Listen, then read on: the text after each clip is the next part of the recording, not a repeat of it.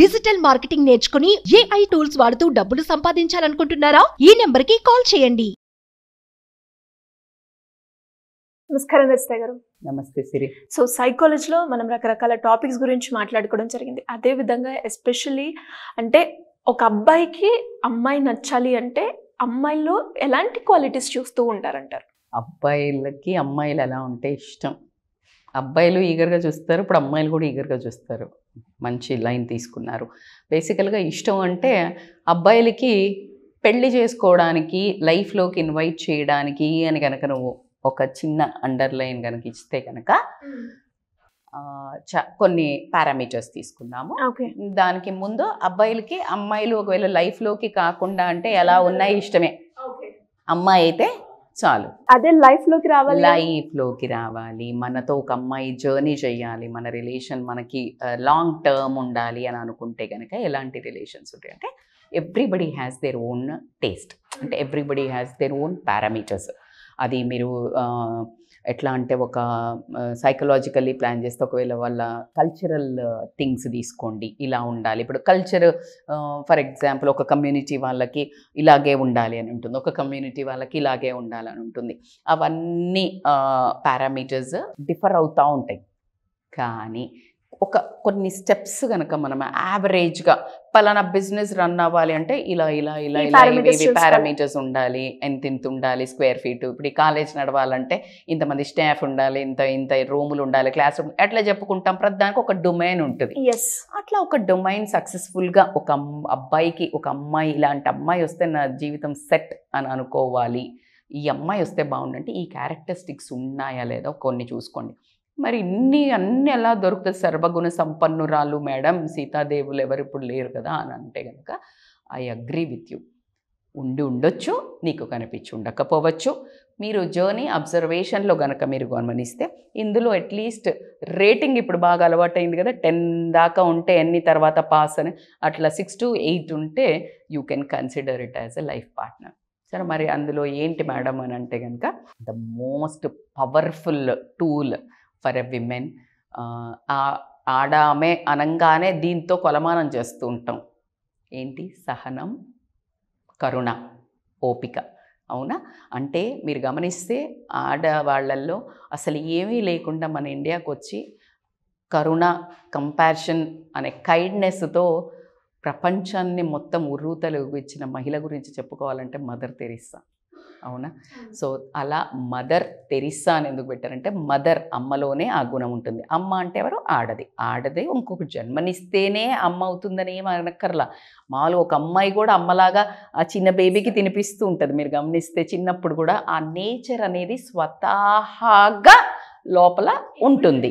మీరు ఇప్పుడు బేబీని ఆడించేటప్పుడు చూడు, అమ్మాయి ఎంత చక్కగా ఇట్లా పట్టుకొని ఆడిస్తూ ఉంటుంది, ఆ తినిపిస్తుంటుంది. అదే అబ్బాయిలు చేస్తారా? అది అక్కడి నుండి స్టార్ట్ అవుతుంది అమ్మాయి జర్నీ. సో ఏదైతే ఆ చిన్న కంపాషన్ అంటే సిచ్యుయేషన్ అర్థం చేసుకోగలిగే, పరిస్థితులను అర్థం చేసుకోగలిగే ఒక కైండ్నెస్. ఇప్పుడు ఫర్ ఎగ్జాంపుల్ మా అమ్మ వాళ్ళకు బాగాలేదు, నేను వెళ్తున్నాను అంటాడు. అన్నప్పుడు ఏం కాదులే, ఇక్కడ ఇంపార్టెంట్ పని ఉంది. అలాంటి అమ్మాయి మీ లైఫ్లోకి వస్తే ఎంత నరకం. అర్థమైందా? సో కాబట్టికి ఆ చిన్న కంపాషన్ కానీ, ఆ కరుణ అనే ఒక భావము, ఆ సెన్సిటివిటీ, ఆ అనురాగము అనే ఉండగలిగిన అమ్మాయిని ఖచ్చితంగా ఎంతైనా, అంటే నాకు ఏదైనా ప్రాబ్లం ఉంది, మా ఇంట్లో ఏమైనా అయింది, పట్టించుకోకుండా ఉంది, వినట్లేదు, ఆ ఎమోషన్ చూపించట్లే, ఇంటూ టిక్కా రైట్ టిక్కా ఇంటూవే కదా, అలాగా ఆలోచించుకోవాల్సి వస్తుంది. ఇంకొక దాని తర్వాత ఎప్పుడు అలాగే పాతకాలంలాగా అట్లాగే ఉంటే ఎట్లా మేడం, బోరింగ్ కదా అని మీరు అనుకుంటే అది అసలు చాలా స్ట్రెంగ్త్ ఉన్న పాయింట్ నేను చెప్పింది. Second, sense of humour.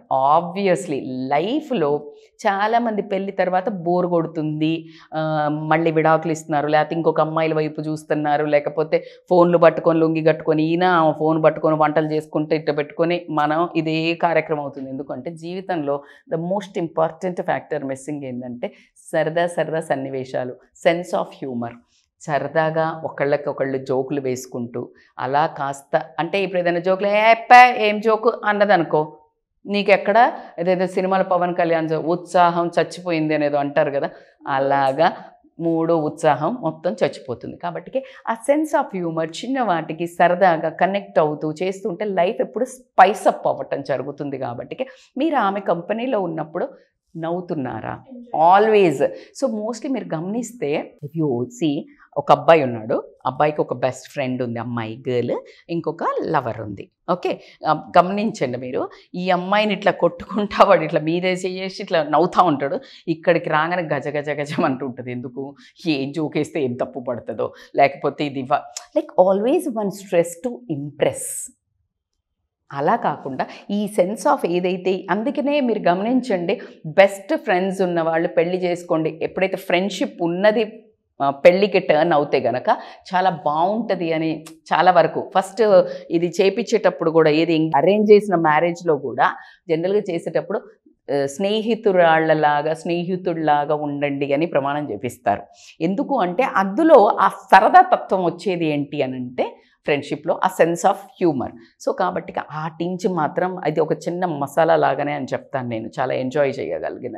So intellect అనగానే ఇవాళ రేపు ఏం చూస్తున్నారు, చదువుకుందా లేదా, ఈ డిగ్రీ ఉందా, ఆ degree. Intelligent doesn't mean intellectual. Intellectual is a different word. Intellectual ఖచ్చితంగా నేను అంటాను చదువు ఖచ్చితంగా, కానీ చదువుని మనిషిని అర్థం చేసుకునే ఇంటెలెక్ట్ ఉందా?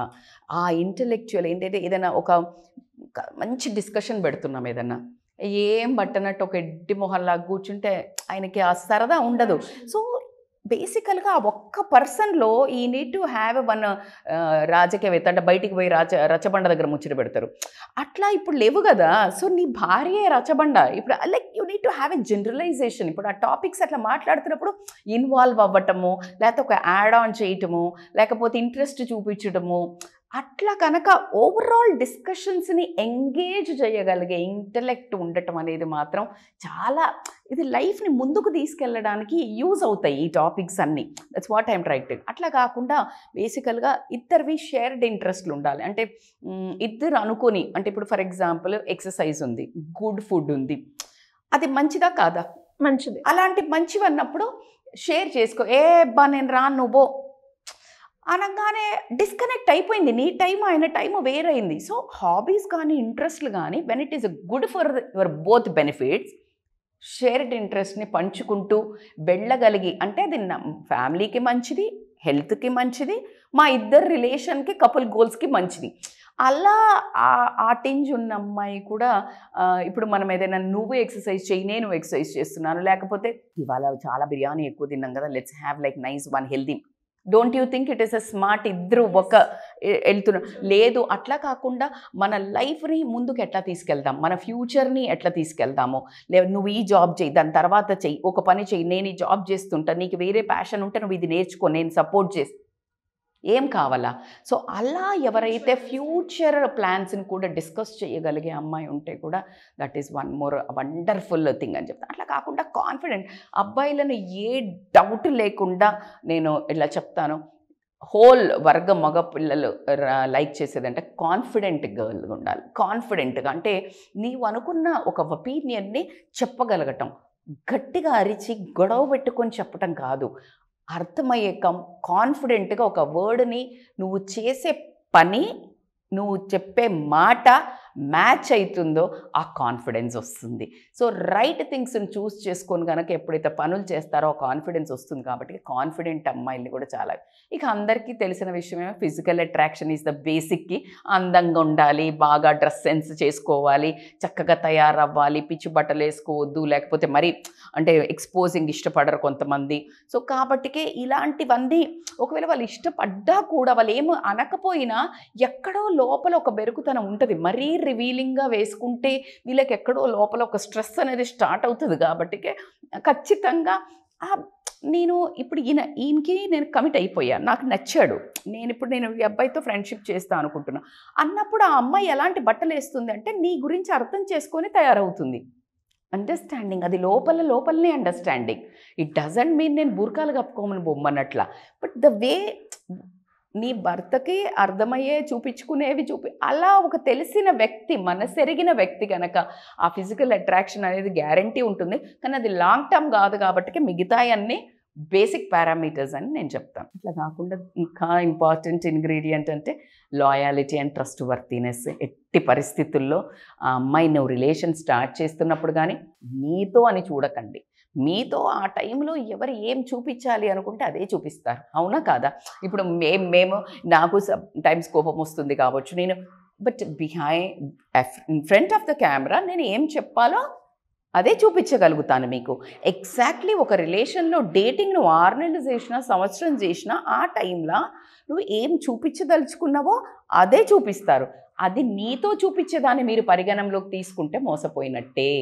ఆ ప్రవర్తన తల్లిదండ్రులతో మాట్లాడేటప్పుడు కానీ తల్లిదండ్రులకు చెప్పి వస్తున్నారా, ఏం చెప్తున్నారు, వాళ్ళ ఫ్రెండ్స్ తోటి ఎట్లా మాట్లాడుతున్నారు, ఫ్రెండ్షిప్ చేసేసి వచ్చి ఇక్కడ బిచ్చింగ్ చేస్తున్నారా, లాయల్గా ఉన్నారా లేదా, లేకపోతే వాళ్ళ జాబ్ దగ్గర లాయల్ ఉన్నారా, వాళ్ళ ఇంటి చుట్టుపక్కల వాళ్ళతో లాయల్ ఉన్నారా, వాళ్ళ తల్లిదండ్రులతో లాయల్ ఉన్నారా, సిస్టర్స్ మీద మాట్లాడుతున్నారా. That's it boss. రేపొద్దున నీకు infinity crocodiles festival same. So ఆ ఒక టించుని not this all parameters whatever I'm saying not towards you, generalised behaviour observe చేయండి. That is what dating is. Dating is not physical attraction, పోయి ముద్దులు పెట్టుకొని మనం రాత్రికి మందు కొట్టుకుంటాం, ముచ్చట పెట్టి ఏముండదు అక్కడ. అది ఏముంది?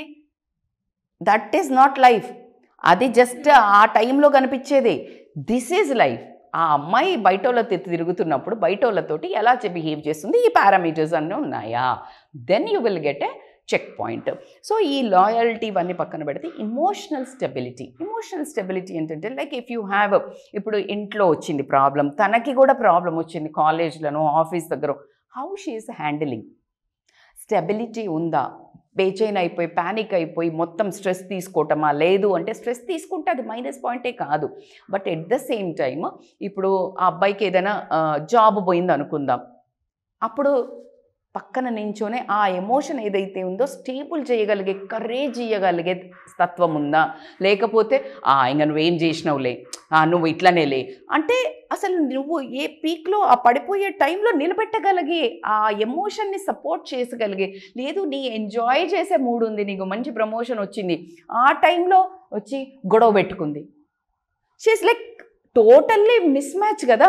నీకు జరుగుతున్న దానికి నువ్వు చేసేదానికి సంబంధం అంటే ఈమె మూడుతోటి నీ లైఫ్ నడుస్తుంది. నీ సిచ్యుయేషన్స్ బట్టి ఎమోషన్స్ సపోర్ట్ చేస్తలేవు. దట్ ఎమోషనల్ స్టెబిలిటీ ఉందా లేదా, లేకపోతే మొత్తం అసలు ఉల్టా పుల్టా చేసేస్తుందా నీ జీవితాన్ని, రోలర్ కాస్టర్ లెక్క. సో అది ఒకటే చూడండి. నీ సిచ్యుయేషన్ని బట్టి ఈమె యాడ్ ఆన్ అవుతుందా, నీ సిచ్యుయేషన్ని మొత్తం టర్న్ చేస్తుందా, అతలాకుతలం చేస్తుందా. Supportiveness next point. Supportiveness is as I said like if it is very చాలా క్రైసిస్ వచ్చింది, వాళ్ళ పేరెంట్స్కి ఏమన్నా అయిందిలే, అరే పూరా నువ్వు మంచిగా చూసుకుంటురా, నేను ఇక్కడ చూసుకుంటా, లేకపోతే ఇది చేస్తున్నా అట్లా చెప్తుందా, లేకపోతే నాకైతే తెలియదు, నువ్వు నా బర్త్డే ఉంది ఇప్పుడు రాను, లేకపోతే నేను చచ్చిపోతా. What the nonsense. She is no way, because she is selfish, self obsessed, self consideration.